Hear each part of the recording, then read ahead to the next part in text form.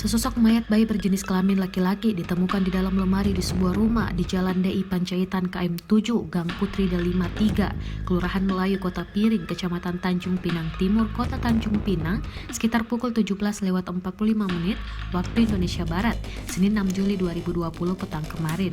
Belum diketahui secara pasti motif dari penemuan mayat bayi berjenis laki-laki di dalam lemari tersebut. Namun, dugaan awal, mayat bayi tersebut merupakan korban pembunuhan atau sengaja dibunuh. Lurah Melayu, Kota Piring Zulkifli yang dikonfirmasi membenarkan penemuan mayat tersebut. Zulkifli mengatakan saat ini ibu biologis si bayi sudah dilakukan pemeriksaan oleh pihak kepolisian Polres Tanjung Pinang.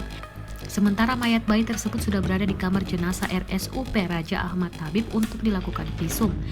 Zulkifli menceritakan kejadian ini berawal saat seorang tetangga membawa ibu bayi berinisial PS 40 tahun ke rumah sakit karena mengeluh sakit.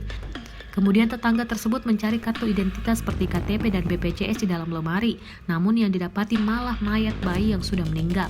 Kanit Reskrim Polres Tanjung Pinang Timur Ibda Henry mengatakan kasus ini sudah ditangani pihak dan hingga saat ini masih dalam pengembangan dan pemeriksaan. Henry mengatakan saat ini kondisi pelaku dalam keadaan sehat, hanya saja sakit yang dikeluhkan diduga akibat melahirkan seorang diri.